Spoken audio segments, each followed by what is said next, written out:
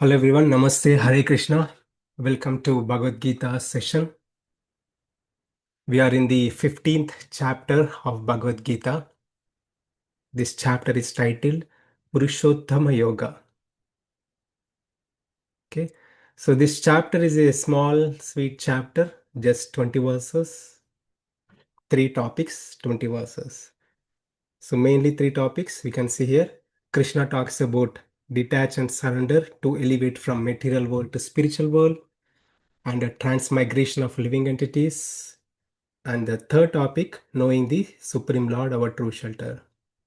So we completed the first topic, and today we'll see the second topic. So whatever Krishna had covered in previous sessions, all these previous chapters, Krishna, we can see a glimpse of all that, whatever Krishna had covered, you can see a glimpse of all those topics in this chapter. Even though it is small, 20 verses, it's very, very profound and very informative chapter. So I'll give a overview of this chapter so that we'll get an idea of the flow, idea and the flow of this chapter. And today we'll see verses from 7 to 11, transmigration of living entities. This section we'll see today. Okay. So we covered 1 to 6 in our previous sessions. I'll give an overview of this chapter. So Krishna, Lord Krishna begins this chapter by comparing this material existence to be an upside down banyan tree. Upside down banyan tree. We don't see this kind of trees anywhere. All the trees are standing up. Krishna is saying there is a tree which is upside down. Interesting tree. And that too banyan tree. Krishna, Lord Krishna could have taken the example of mango tree or apple tree or a banana tree or a strawberry plant. But the Krishna took this example of uh, banyan tree because this tree itself is so interesting tree. From the nature we can see many things are so interesting, right? So this tree, banyan tree or peepal tree, so this tree is interesting because the way it grows, the way tree grows, it grows from the branches, roots come out, and the roots, you can see in this picture, the roots get grounded into the earth and it grows again. The roots grow. So this tree, from the branches, the roots come out, and this tree just multiplying itself. This banyan tree just multiplies itself, and it becomes huge tree.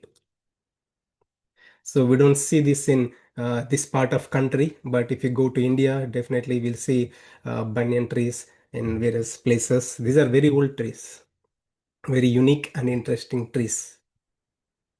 So Krishna, using this example, conveying an important point that our material existence, the soul and this material existence, the soul in this material existence is multiplying itself.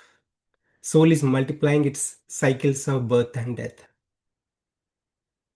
So just like a banyan tree is multiplying itself, the soul in this material world multiplying its own material existence. Why? Because of unlimited desires. Unlimited desires and unlimited attachments towards material things. Unlimited material desires, unlimited material attachments, soul is getting entangled into this material world. And Krishna gives a very strong message. Cut this tree. Cut this tree of samsara with the axe of detachment and determination. With asanga shakstrena dharena chitva. With great detachment, with great determination, only you can cut this tree. Okay? And Krishna says, the detachment and determination may not be possible. We are in 2025. We cannot go to forest and detach and live like a sannyasi. That's not the detachment. The detachment is like we can be in this world and be untouched by this world.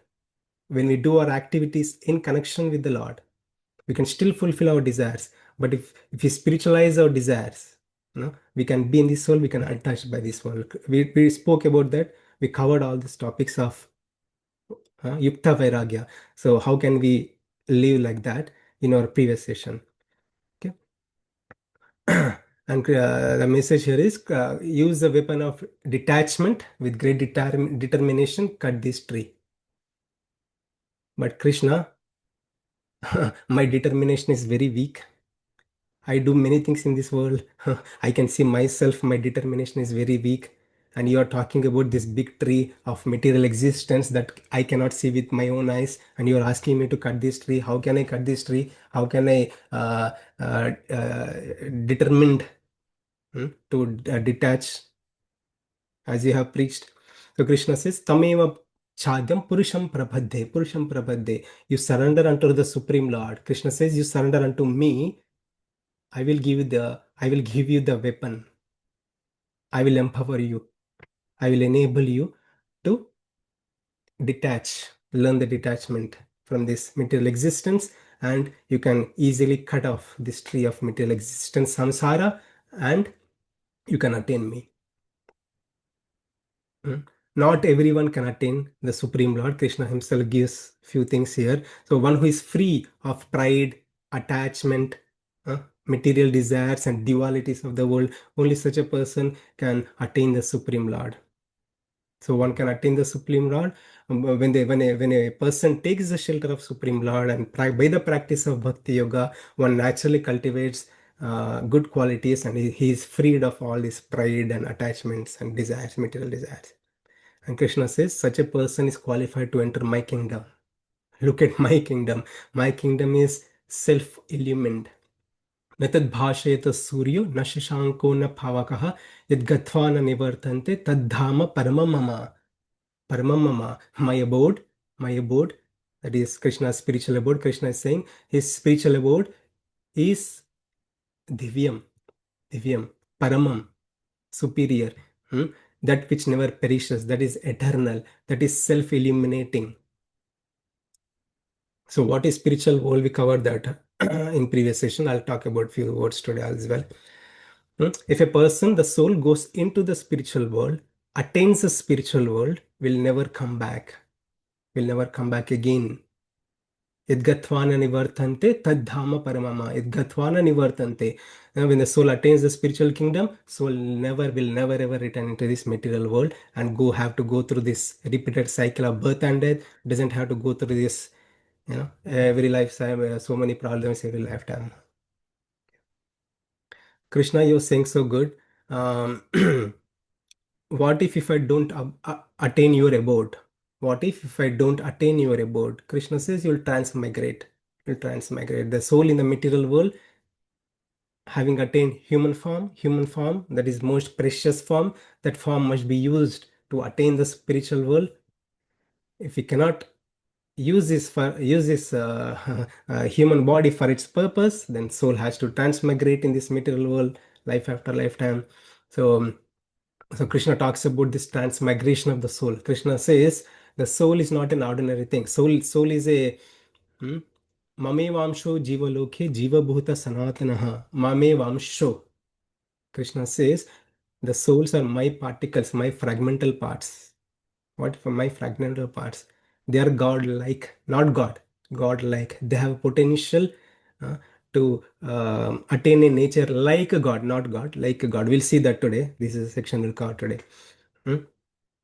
But soul is suffering in this material world with mind and senses, uncontrolled mind, uncontrolled senses. Soul is struggling in this material world. That's not the true nature of the soul. Hmm? And Krishna further says, soul with the mind and senses, experiencing the world, and developing, cultivating desires and getting trapped into this world. And when it goes into the next life, when the soul goes into the next life, next body, uh, uh, and all the impressions carried from the current life, all the impressions, thoughts, desires, emotions, everything will be carried to the next lifetime. Just as like air carries aroma. Krishna gives wonderful examples. Air carries aroma. We'll see that today. Air carries aroma. Soul transmigrates into next life and continues. After attaining the body, after attaining a new body, soul gets a new body. It could be animal body or human body, and soul behaves according to the nature of the body. Hmm. Not everyone can understand this, Arjuna. Krishna says, not everyone can understand this. A person should have the vision of knowledge. Vision of knowledge. One must wear the lens of Bhagavad Gita. Just change your lens. Wear the lens of Bhagavad Gita. Krishna says you can perceive what's happening here in this material existence. Oh, very nice, Krishna. But I want to turn towards you. But this material world is so attractive. I'm getting attracted and attached to this world. What is the impetus to attach to you? How can I attain you? Hmm? Um, how can I turn toward you, attach to you? Krishna says, yes, you can do that. It's not hard. See me in everyone and everything, and know about me. See what I'm doing unto you. If you know more about me, you develop love and devotion towards me. Only by love and devotion towards me, you can attain me. So Krishna 12 to 20 talks about himself. I am the source of light. I am the source of moon. I am the source of fire, the heat. I am the one who is, Krishna is saying, he is the one who is giving everything for us to survive and sustain in this material world. And he is the one who is surviving and sustaining the entire cosmic existence. Not just that, he's saying he becomes the moon and supplies the juice of life to all the vegetables. For us, soul to live in this world, we need light, heat, and everything, right? If there is no sun, moon, we can't even live. Can't even imagine of a life here. Krishna is saying he is the one who is giving the life. Not just that, for the soul to survive and sustain, he is the one who is providing the food stuff. He is the one who is providing the food stuff. All the vegetables, fruits, or anything we eat, we nicely go and buy from grocery store. We don't know who farm, who cultivated it, who brought to the store, how this was cultivated. But we just buy it and eat it. What Krishna is saying, he is the one who is the cause of existence of vegetation, all the plants and vegetables in this world. Such a wonderful thing. And Krishna also says, all the souls are eating the food stuff. I'm the cause. I'm giving this supplies, and everybody is eating. And Krishna is saying he's also the digestive fire. He becomes a digestive fire to digest all kinds of food stuff we eat. Can we imagine how much God is doing to us? How much God is doing to us? He's saying, I am the digestive fire, Vaishvara Rupa. So he's becoming the digestive fire, uh, um, and is digesting all food stuff. And the food is getting digested and it is becoming energy to us. And Krishna also says that uh, um, by that energy, by the food stuff, we'll get knowledge, remembrance, and forgetfulness. Sometimes, we gain knowledge, we memorize, we remember things. That Gnana Shakti is also coming from the Lord. and and Krishna says he is the one to be known. Vedesh Sarve Ahameva Vedyo. He is the God, he is the person to be known.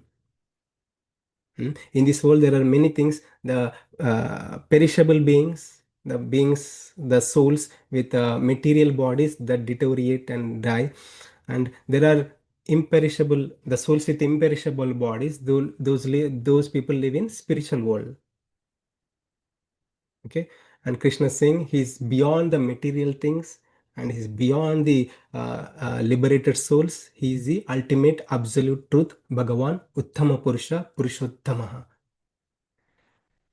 And Krishna says he is the one. All the glory, all the Vedas, scriptures, everything talk about this personality, Purushottama only. And Krishna says if a person knows this, if a person clearly understands who this God is, such a person takes shelter of the Lord and engage in devotional service and attain the Supreme Lord. Attain the Supreme Lord. And Krishna says this is the most confidential knowledge. Most confidential knowledge. If a person can gain this knowledge, he is guaranteed to attain spiritual world and will not go through this material existence. Such a beautiful chapter, so short and sweet chapter. So we'll see the middle section, 7 to 11. I always give an overview because every time we attend the sessions, we forget everything whatever we have covered in previous sessions. So it's always good to revise and recollect what we have heard, so that it remains fresh in our minds. Okay, so many words. What is the essence of this chapter?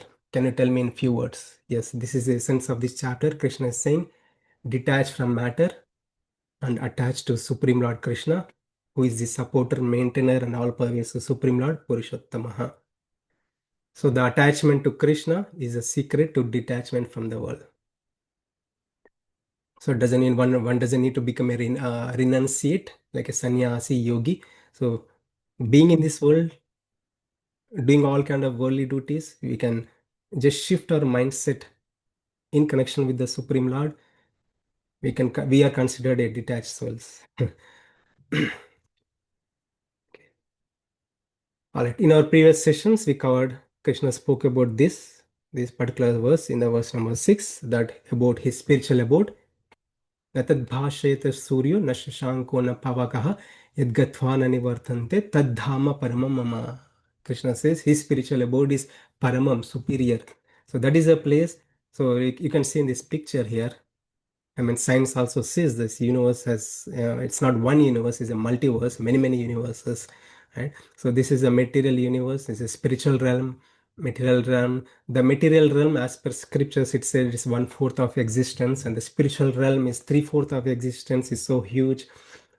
So that is a place where there is no misery, no anxiety, no hunger, no thirst, no old age, no disease.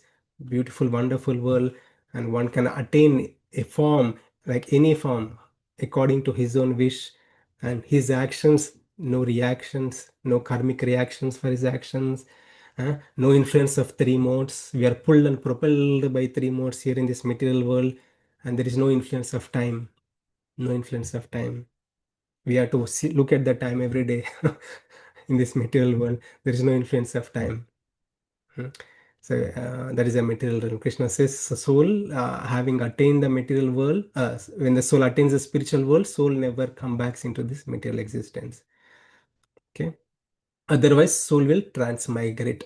Soul will transmigrate into multiple realms in this within universe or multiple universes. Soul will transmigrate. So Krishna talks about the transmigration, various slokas about transmigration. So I'll ask someone to read this three verses, and yeah. Identity of the living entity. Mamaivamso jiva loke, jiva bhutah sanatanaha, manah sastanindriyani, prakriti stani karshati. The living entities in this conditional world are my eternal fragmental parts. Due to conditioned life, they are struggling very hard with the six senses, which include the mind. शरीरम यद अवाप्नोति यद चापि उत्क्रामतीश्वरः गृहीत्वैतानि संयाति वायुर्गन्धान् ivashayat. The living entity in this material world carries his different conceptions of life from one body to another as the air carries aromas. Thus he takes one kind of body and again quits it to take another. After taking another body, stotram chakshuhu sparshanam cha rasanam grahanam evacha adhisthaya manaschayam Vishayan upasevate. The living entity, thus taking another gross body, obtains a certain type of ear, eye, tongue, nose, and sense of touch, which are grouped about the mind. He thus enjoys a particular set of sense objects. Thank you, Prabhu. Despite your hiccups, you are able to read it nicely. Yeah, You I need to, drank water, but you still. need to drink water now. Thank you, really appreciate it. Okay.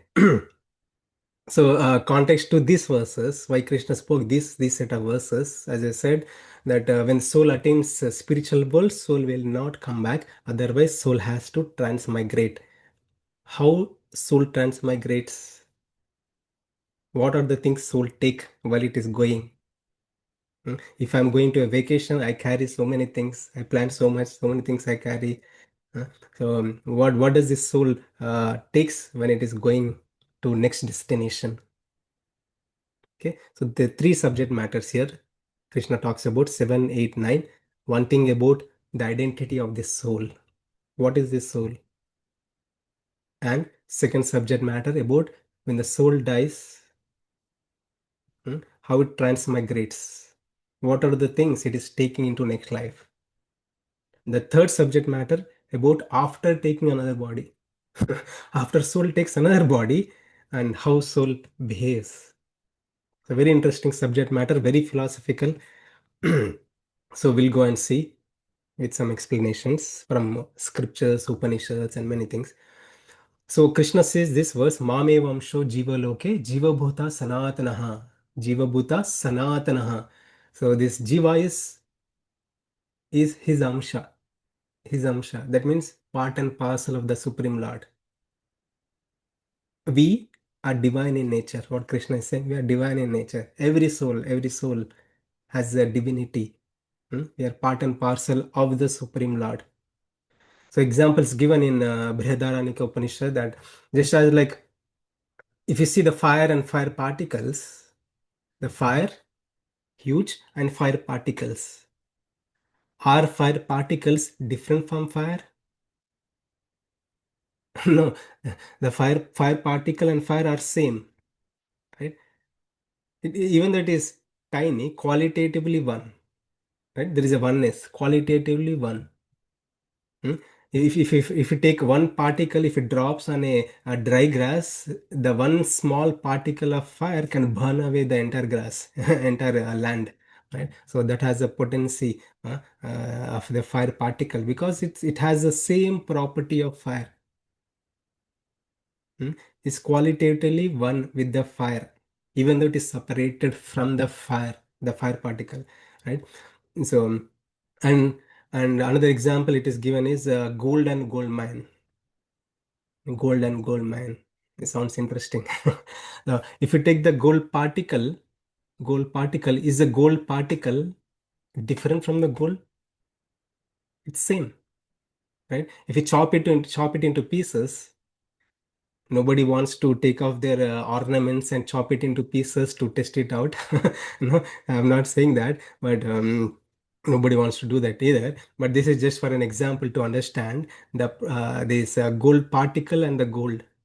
The particle, any single one tiny particle, small particle of the gold, what are its properties? It is same as like gold itself, just as like gold, right? So these are the examples by which we can understand soul is also a part and parcel of the Supreme Lord, has a nature of Supreme Lord, and can attain a nature like Supreme Lord. Right? So soul is Satchidananda, Satchitananda, Satchitananda. What is Satchitananda? We'll hear this a lot. Right? Soul is Satchitananda, part and parcel of the Lord.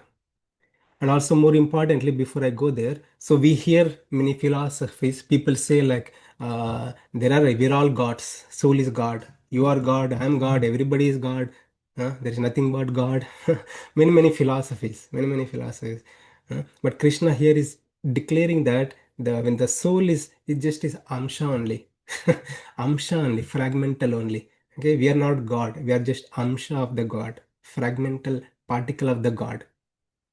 Okay, so that theory is defeated here by this verse. The people who has that philosophical mindset can understand this. So what Krishna is saying is, the soul is just a fragmental part. We are not gods. We are not gods. Okay, and if we are gods, why are we suffering in this world? As simple as that. We have to question ourselves. If I'm God, why? If I'm a God, if someone is saying, some philosopher, some preacher is saying, you are God, everybody is God. We need to question ourselves. Am I God? If I am God, am I doing all the things God has done? Hmm? I'm aging and my body is deteriorating. How can I say I'm God? There is no way we can say we are God. But at least one thing we can say, we are qualitatively one with the God. Okay, because the soul is as a oneness. It's quite philosophical. We'll see the three things one must remember. The Lord, the nature of the Lord is like Satchitananda, right? And the soul is also Satchitananda, like three things. Sat means that which is eternal. So if you were to define a soul, how can I define a soul? The soul is Satchidanand. This is a way to define a soul. Right? These are the properties of the soul. That which is eternal, that which is timeless, that never changes, that never changes its state. Right? So changes to the body only. Soul may be in human body, and soul, if you put in dog body, it barks like a dog. Blah, blah, blah, blah, blah. If you put in a tiger body, it barks like a tiger. And all the things. Right? So soul taking a nature like a tiger, like a dog, like a fish or whatever, different species, but that's not the nature of the soul. Hmm? Um, the nature of the soul is always pure and never changing, and chit, all knowledgeable and conscious. It's a conscious being. So if the soul is in the body, it spreads its consciousness throughout our body. Throughout our body, we can feel and realize the consciousness all over the body. If you're able to think, hear, listen, everything, it's because of the consciousness to the soul. And all knowledgeable. Soul has a knowledge. Soul is full of knowledge. Mm. Soul doesn't need some other entity to cognize itself. Soul can cognize itself, right? If I put this laptop into the body of a anything, so laptop cannot cognize itself, right? It's a dull matter. It's a dull matter. If I put this laptop in the body of a, or this, if I put this phone, easy to understand, it's small. If I put this phone in the body of a tiger, even though tiger is dead, if I put this phone, nothing will happen, right? But if the soul is put into the tiger, and the soul can cognize itself. It can feel and realize that it is tiger now, right? So there's the nature of the soul. It's all knowledgeable. And ananda, the another quality property of the soul is ananda. It is blissful. It can experience bliss. Can experience bliss. That sounds good, but why am I suffering in this world? Tell me that answer. Right? Soul is Sachidananda, but why this soul is suffering in this world? Hmm? Is there anyone who can say soul is not suffering? It could be any being. It could be a plant, a animal, a tiger, a elephant, or a human, or a demigod in heavenly realm, or any other realm. Throughout this material existence, Krishna named it already in eighth chapter, that Dukhalayam. This place is Dukhalayam, where there is misery. Everybody has to go through misery. Everybody, misery is you want it or get, you don't want it, you'll get it. It's a free. It's a free. Hmm. Misery is free. The problems are free. So if the soul has a nature like God, why the soul is suffering? So because soul is uh, entrapped into this material existence, soul is forgetful of his nature. Soul is forgetful of his nature. Okay? It's quite philosophical, but I think it's a thing to learn. It's a thing to learn. We may not have learned previously or in from our schools, but this is spiritual science. God Himself is speaking this all this, right? So so we'll try to understand the second aspect of this verse. What Krishna says, Mame Vamsho, the first aspect is Mame Vamsho Jiva Loke, Jiva Bhuta Sanatanaha. The soul is part and parcel of the Lord, fragmental particle of the Lord. Soul has a nature like God, not God, like God. But the soul is forgetful of its true nature. Why? Because of soul is entangled in this prakriti material world. They manashastriya indriyani prakriti sthani karshati. Soul, after coming into this material world, is taking this material body with all these material tools. All the tools are given for the soul now. Just as if a IT employee joins a IT company, he's given all the tools. He's given a laptop. If you want it or not, if you're an IT company, you'll get a laptop for free. At least in US, they'll give you a laptop and they'll give you all the licenses for the software on your desk. You'll see like these are the things installed on your laptop. All the tools are given. Hmm? All the tools are given. So similarly, when the soul comes into this material existence, all the tools will be given to the soul, this body with all its senses. How do we function? How the soul functions with these senses only, right? Soul uses this sense of sight to look at, to see. By seeing the things, it will gain knowledge.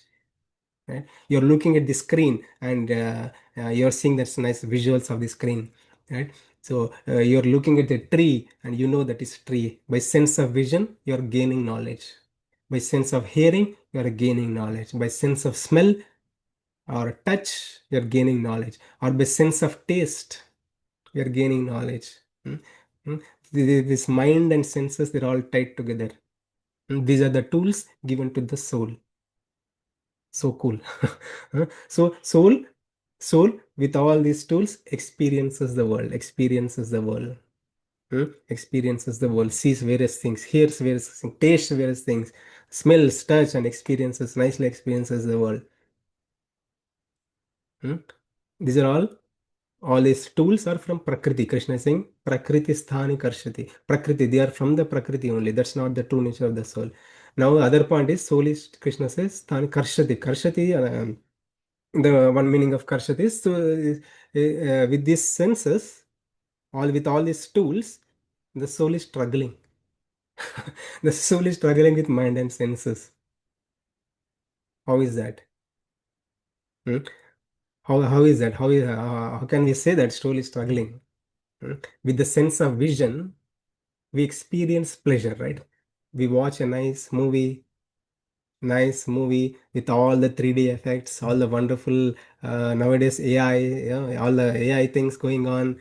We watch a YouTube video, shorts. There are YouTube shorts and many things. It gives a great joy, great joy to the senses, and the senses pull naturally towards it. Right? We like to see it again and again, because there is a great joy with these senses. We are experiencing a great joy with these senses. And by hearing, we hear nice music, pop music, jazz music, uh, country music. I heard there is a country. I mean, when I came to US, so people are saying like country music. I thought, what is this country music? What country music means? Like it's a old songs basically, right? It's a different. I don't know that music terminology, but yeah, it's kind of a different song. It's not like regular songs. It's a country music. Don't pick me on that. Not don't challenge me on country music. But yeah, so by hearing a certain things, so souls get pressure. People drive far away to hear those country music. We'll take the example of country music. So we see this one. People go and go to some places where there's a great music going on. So what's happening here? Soul is experiencing pleasure, joy, happiness, pleasure, joy, happiness with the sense of hearing. Sense of hearing is also pulling us towards that. And the sense of taste, what to speak about this one? Soul is experiencing the sense of taste, tasting wonderful things, wide varieties of food stuff. Nowadays, in this diverse civilization, one can experience all kinds of tastes, right? Indian food, Chinese food, Mexican food, African food, and wide varieties of foods. If you go to a store, one store has like wide varieties of diverse food stuff and with varieties of taste. And people run and buy. We all know, we don't have to give examples, that a sense of taste is also one experiences a great pleasure, happiness. By tasting a nice food stuff, the soul and the body experiences a great pleasure. And the sense of touch, by touching various things and whatnot, so soul experience a great pleasure. And the smell also experience, soul experience great pleasure. So soul in this body experiencing and great pleasures. And Krishna is saying karshati, but that's also they're struggling. It's not, it's a joy at the same time. It's also a problem. It's a trap. It's a trap. That doesn't mean we should restrain our senses. We need to regulate our and channel the senses in a right way. Okay, we'll see that in the upcoming slides. Hmm? So this senses are also a trap. Senses are also a trap. With the sense of vision, uncontrolled sense of vision, we see the youth and young generation, they're watching all the video stuff in the YouTube with the uncontrolled sense of vision. They are corrupting their minds and doing all kinds of nonsense things. And the sense of hearing and sense of taste, uncontrolled mind, uncontrolled senses, they're They're putting themselves into all kinds of problems. Hmm. This is a trap. This is a trap. They trap every lifetime. Soul, every lifetime, getting trapped by these so-called senses. It is not just human beings, any being, any animal, any being, whether it is a small ant or a cat or a dog or any species, any living entity, they're getting trapped by this so-called sense gratification, gratifying through senses. Okay. I know it sounds hard, but this philosophical subject matters, Bhagavad Gita totally gives a different perspective to us. It gives a different perspective to us, right? So we'll see from the nature. Hmm? From the nature. After that, I'll talk about this picture here. Left side picture I'll talk later. We'll see the right side picture.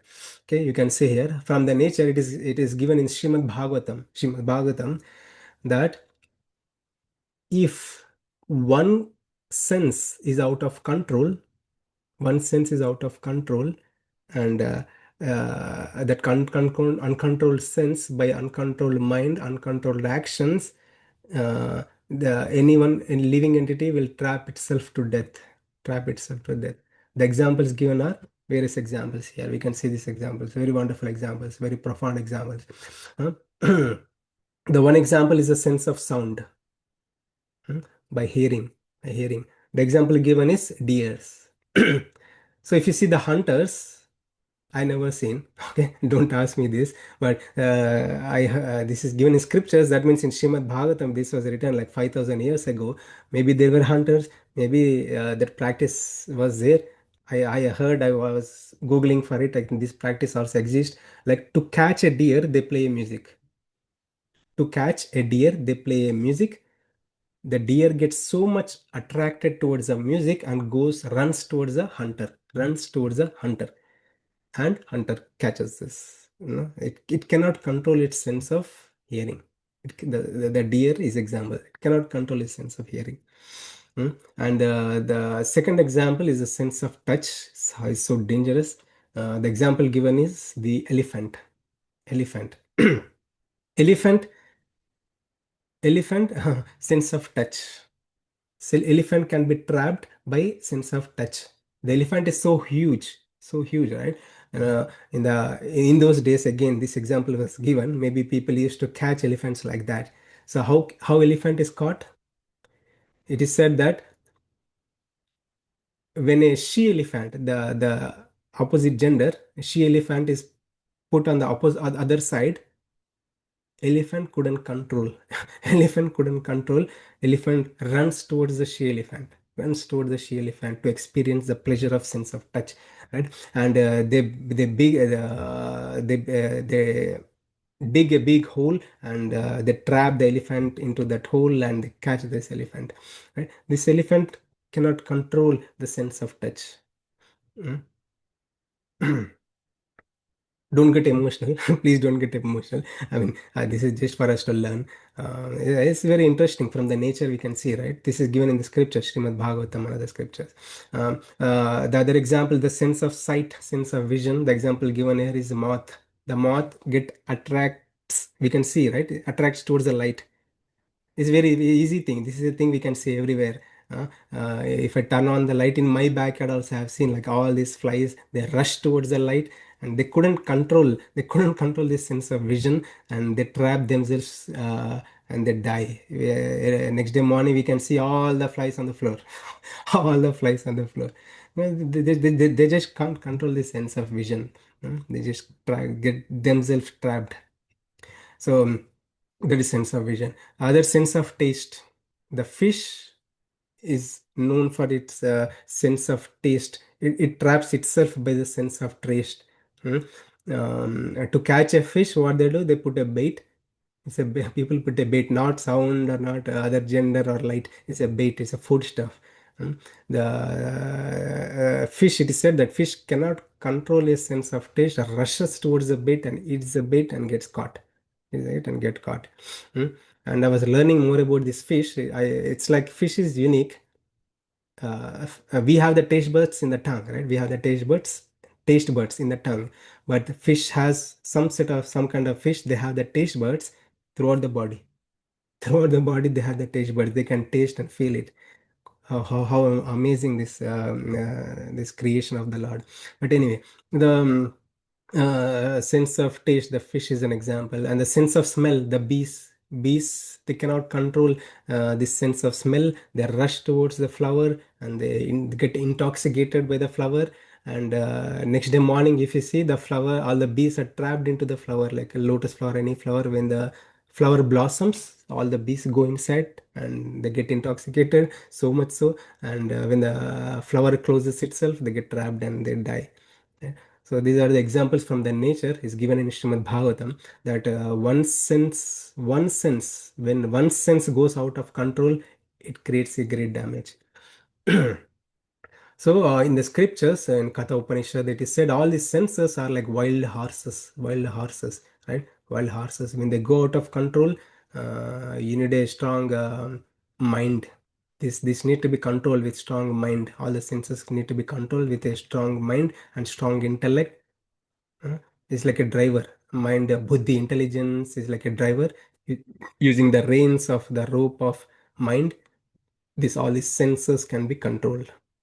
Senses can be controlled. Okay. So that means, do we know to do we need do we need to go to forest and meditate and suppress our desires, suppress our emotions, or suppress our sensory pleasures? That's hard, right? Nobody can do that. In previous ages, people used to do that. So in this Krishna sixth chapter, Krishna spoke about this aspect when Krishna asked Arjuna, "You need to control your mind. You need to control your senses." Right? So Arjuna says, "Buddy, I can't do this. I can't do Krishna. Uh, whatever you're saying is so good, but I can't do this." And that's when Krishna taught the path of bhakti yoga, the path of bhakti yoga. So we don't need to suppress our desires or suppress our senses or oppress our taste senses. We just need to engage our senses. It's so easy. The path of bhakti yoga, practices involved in bhakti yoga is so easy. We just need to channelize it. So I'll give the examples. So there are great devotees like in Srimad Bhagavatam, we can see the great devotees. They have exemplified using their mind, using their senses. They themselves exemplified how they can channelize their mind and senses and use these tools effectively. Use these tools effectively, God-given tools effectively, efficiently. So like Prahlad Maharaj and Ambarisha Maharaj, right? There are many great devotees. Any devotee you take, any great devotee you take, so they have channelized their mind. They use the tools, but they are making best use of this tool. They are making the best use of these tools of sight, hearing, and all these things. Five tools. So we'll see one by one. Yes, a sense of vision. We saw that example. Sense of vision is good. It's also a trap. How do we spiritualize the senses? How can we make best use of this sense of vision? By spiritualizing it. Give them a higher taste. Give them a higher taste.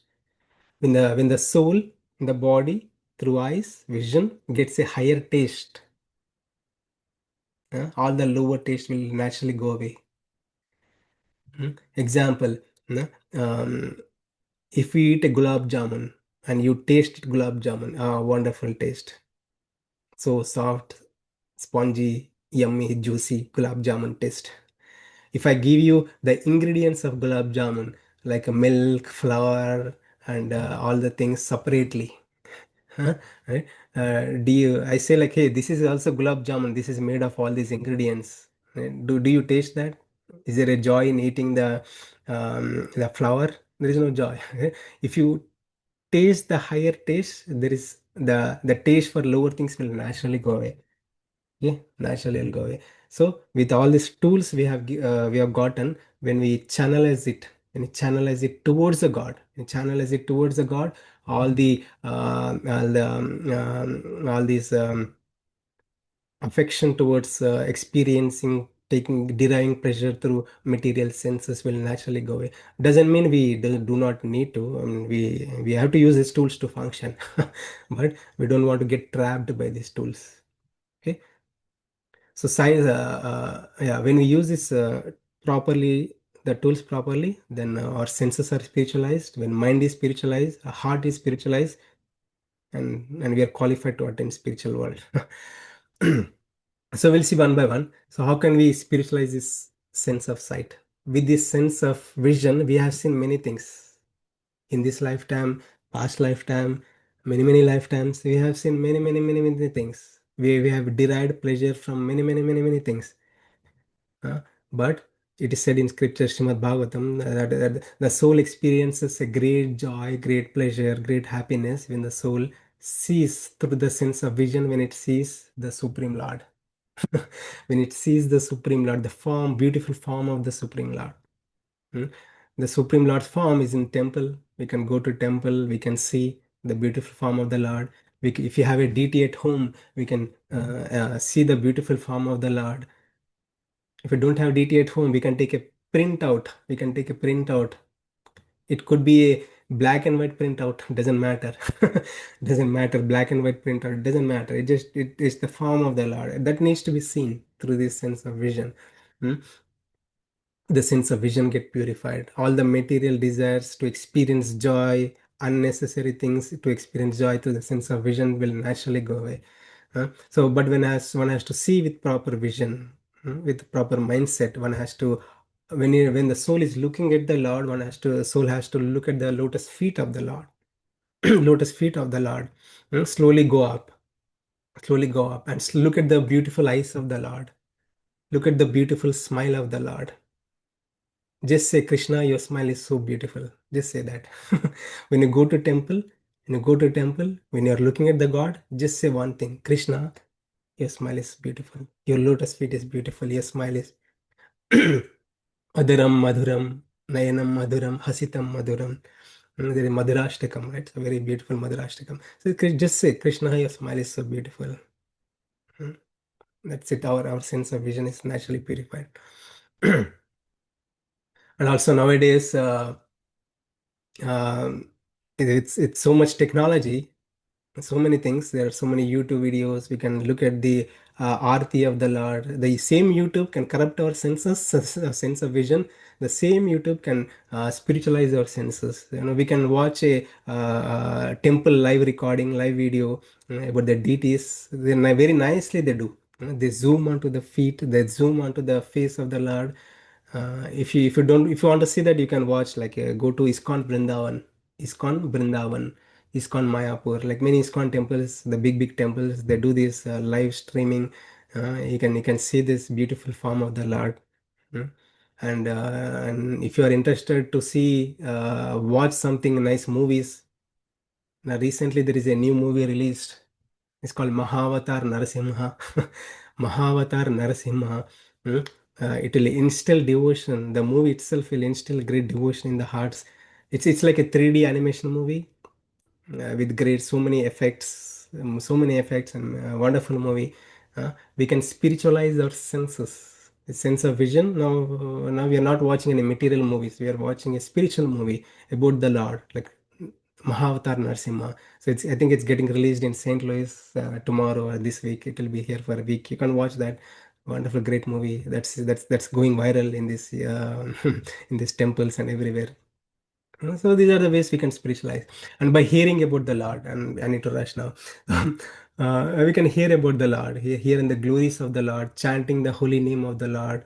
We can spiritualize the sense of hearing, by offering flowers to the Lord. Take one flower and offer at the feet of the Lord. Take one apple.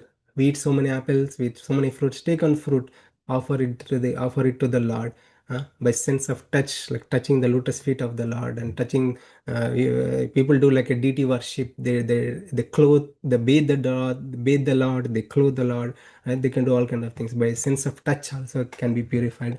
A sense of smell can be purified by not offering incenses, flowers to the Lord. Mm. And the sense of taste, these are favorite thing. This tongue has tasted many things, many things in this lifetime, many lifetimes, many wonderful things. uh, but we need to have this give this tongue a higher taste, tasting the Krishna Prasad, the reminiscences which is offered to the Lord in temples. We can see this. The food is offered to the Lord that becomes sanctified food, karma free food. When the soul tastes it, uh, it experiences a great joy. So these are the ways we can use the tools and make best use of the tools. Right? We don't have to suppress the tools. This is a very important point. Okay, so it's not, we don't have to forcibly like, I let me not taste this, I have so much hankering to see various things, let me stop doing this, let me stop watching these things, right? So that is good, but one that won't stay long, that won't stay long, right? So one has to channelize this mind, channelize it, the tools properly. Then when the mind is purified, consciousness is purified, heart is purified. Okay, so we just have 3 minutes. I want to cover this one too. Uh, and the ninth verse, but we'll talk about this verse number 8 in few minutes. Today we did only one shloka. Okay, yeah, I hope you have learned. So I'll do this quickly to this because we covered this in our previous sessions also. This is about the transmigration of the soul.